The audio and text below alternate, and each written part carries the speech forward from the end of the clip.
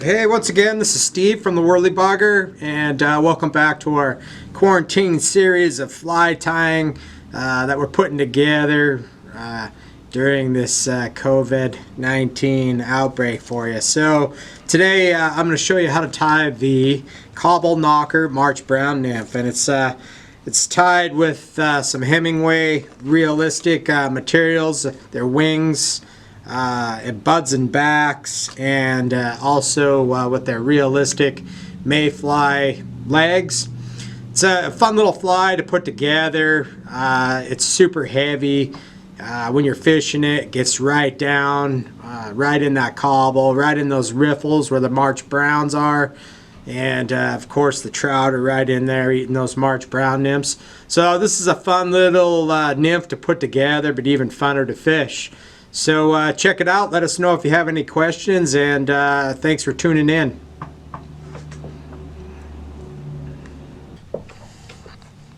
Alright, so let's get to work here. Show you how to put together this Cobble Knocker March Brown nymph. So it's tied on a pretty interesting hook. Of course, Gamakatsu, super sharp C12U caddis larvae hook. This hook is based on the old Mustad English bait style hook, which was, really popular for caddis larvae, San Juan worms, and other types of caddis flies. But it works great. Of course, super sharp, being Gamakatsu, and super strong. So go ahead. Because it has kind of this funky bend, you gotta, keep a pretty good plier or crushing tool, on your bench, and be able to, crush that barb and get your tungsten bead on there. And you can really use whatever color tungsten bead you want, because the bead's it's not gonna show through a whole lot. I like the black because it's a little duller finish, because the rest of the fly is pretty bright. So the first thing that you're going to do is you're going to get these Hemmingway buds and backs. And the one thing that you have to remember about this fly is that the Hemmingway materials are all tied in kind of backwards. They all come with this kind of little stem sticking out here. So the first thing that we're going to do is we're going to put the front of the fly on first. So make just a few wraps behind the eye of the hook, and then lay this. It's actually the head. You'll see the eyes and the gills of the Mayfly nymph. So lay that in there. Make sure you get it straight. Pull down tight.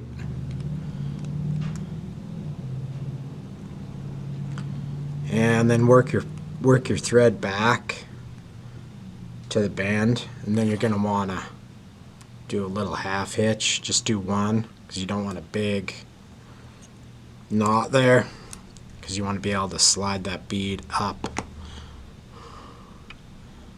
Push that bead all the way tight against the eye of the hook, and then reattach your thread with a few wraps. Cut off that excess. Okay, so we're going to tie in the tail, and what we're using for the tail is a mallard flank feather in brown. And you could tie this, it doesn't have to be a March Brown nymph. You can tie this as a PMD, green drake, blue wing olive, calabatus for the lakes. Whatever size and color that you really like. So tie your mallard flank in here, get it set, and you can adjust your tail length there. And then wind that in around the shank. Cut off the excess. Get in there. Okay, so once you get your mallard flank tail tied in, move your thread all the way to the back, right to the bend there, and then you're going to grab your buds there, and you're going to grab the back piece. Looks like this. And that tab's going to face forward towards the shank. You're going to want to bind that down.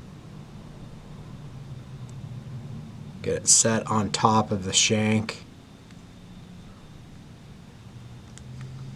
Okay. And then bind that down real good. Next, get a piece of copper wire, size brassy.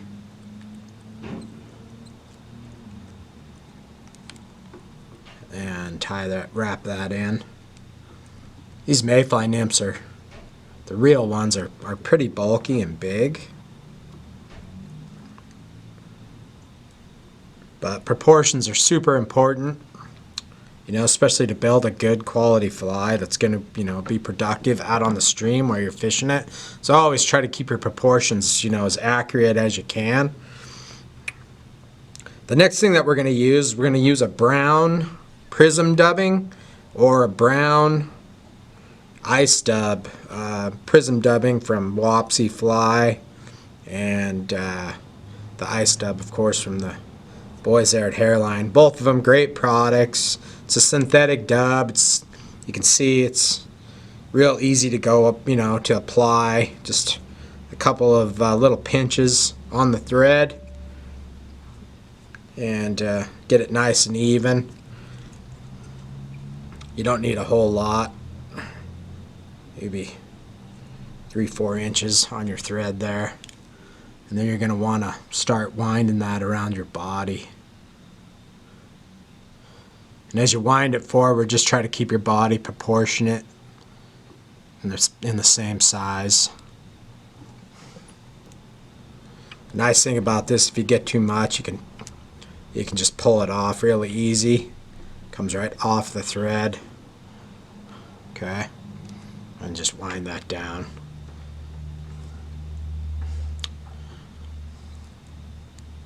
So the next thing that you're going to do is you're going to grab this bud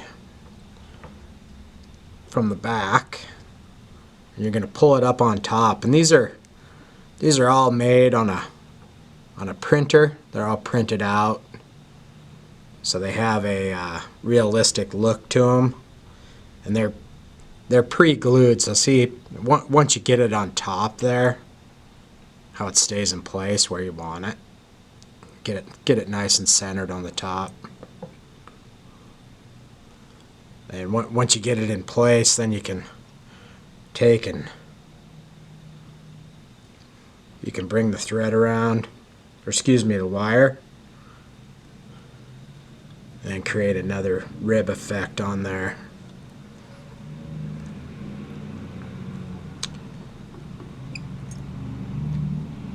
And whenever you're chopping wire, don't use the very front of your scissor. Try to use the very back. Keep it nice. Keep your points of your scissor nice and sharp.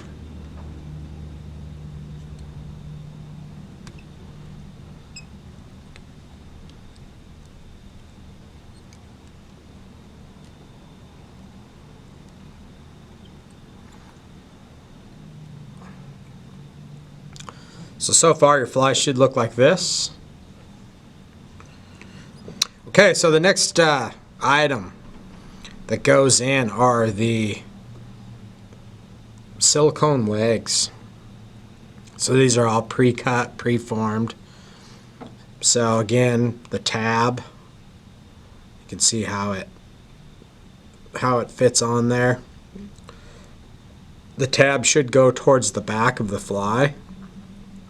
And then just bring your thread over the top and just tie that tab down. There's a little piece sticking up there. You can cut that off as long as it's in place where you want it. Then next we're going to build our thorax. We're going to do that using peacock, prism dubbing, or again ice dub. Both good. Both real similar products. Both get the job done. So wind a little bit of that onto your thread to create your thorax. A couple inches is all you need, and then start winding that forward. Work towards the eye of the hook, and then bring your thread back over the top,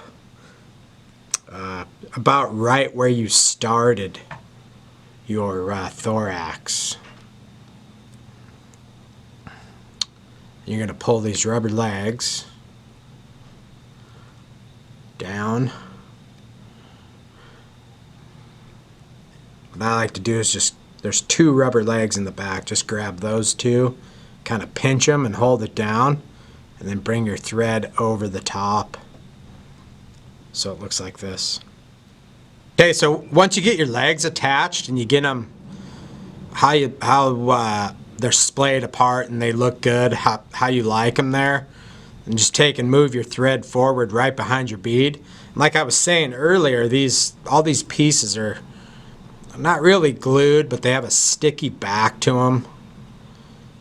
So you're gonna just push that down, and you should immediately see the two eyes on that Mayfly nymph start to show up there. And it'll give you a good idea of how it's going to look there. So the next thing that we're going to do is we're going to grab our UV glue. This is where it's kind of nice to have the brush on applicator. I like this is bone dry Solarez. So we'll coat the underside of that, buds and backs there, and then we'll put a little layer on the top of the legs, and then you can add a little bit of a layer to the back too.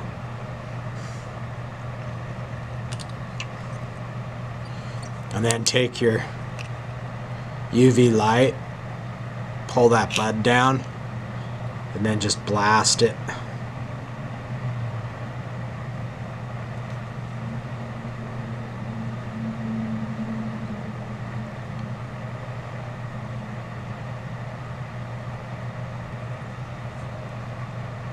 Get it in place where you like it. You can also use super glue too, but I don't prefer to use that. It takes a little bit longer to dry because UV glue is not really used as an applicator to penetrate through surfaces like it's doing right here. But here's where it comes in handy. So once you get that bud in place where you like it, then you can take and coat the top, and then bring another coat over the back there, and then that will bind it and hold it down, and that binds it right to the top of the fly.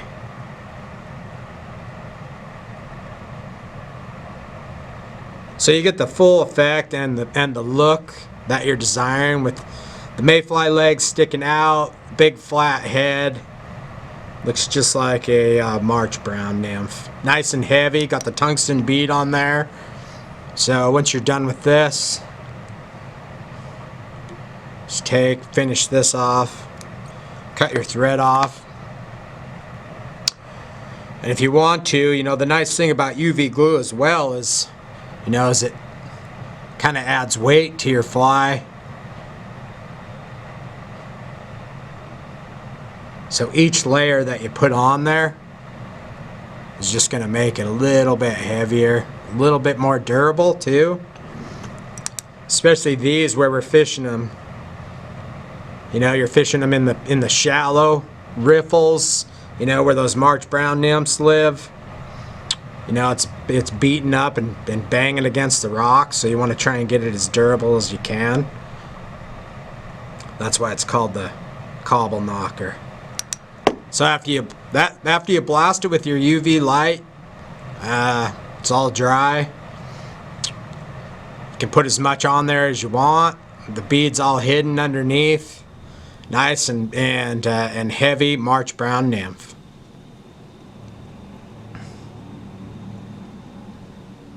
So hope you get out there, and we'll be able to fish real soon. I know everybody's chomping at the bit, but you know, until then, you know, give it a try and have some fun with it. Thanks for watching.